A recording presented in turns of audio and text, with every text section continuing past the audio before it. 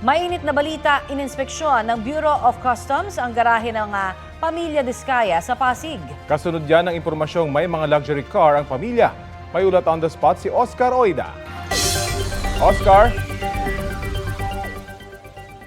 Yes, Rafi. Connie, napasok na nga ng mga tauhan ng customs ang compound ng mga Diskaya dito sa Pasig base sa dala nilang search warrant na inilabas ng korte. Covered ng warrant ang 12 luxury vehicles ng mga Diskaya. Ito lang daw kasi yung mga sasakyang nagkaroon sila ng kompletong detalye na kailangan ilatag sa korte para sa application ng warrant. Pero karamihan sa mga sasakyan ay wala na sa loob ng compound. Dalawa lang ang nakita. Umaapela si Customs Commissioner Ariel Nepomuceno na isuko na ang mga sakyan at nakipag-ugnayan na raw sila sa HPG para makuha ang mga sakyan kung hindi ibabalik sa compound. Sabi ni Nepomuceno, kailangan nila i-check kung tama lahat ng papel ng mga luxury vehicles at kung nabayaran ang mga tamang buwis.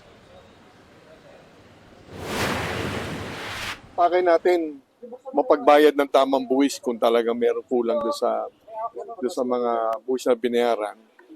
Yan, isang ayon of course, ang direksyon na binigay sa atin ni Pangulong Bongbong Marcos, tingnan natin talaga kung may mga violation.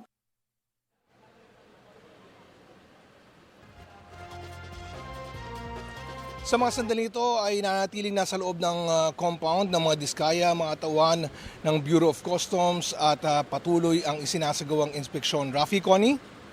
Oscar, humarap ba yung mag-asawang Diskaya sa mga otoridad?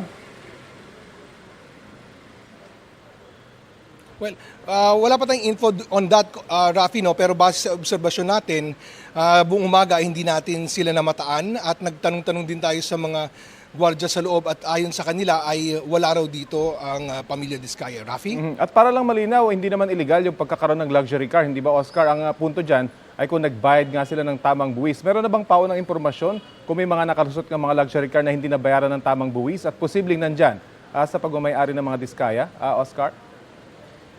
Okay.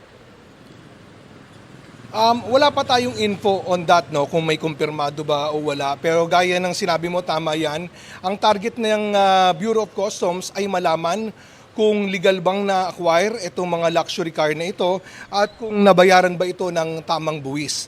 Yan ang naistiyakin ng Bureau of Customs. Paglilinaw naman ni Commissioner Ariel Nepomuceno na hindi lang naman ang Pamilya Diskaya ang isa subject sa katulad na inspeksyon, kundi maging yung iba pang mga contractors na nasasangkot ngayon dun sa usapin ng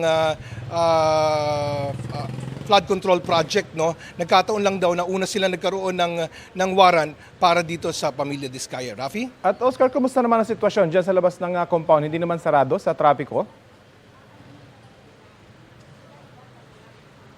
Well, hindi naman, no. Actually, yung pagdating sa daloy ng trapiko, tuloy-tuloy naman nakakadaan yung mga sakyan.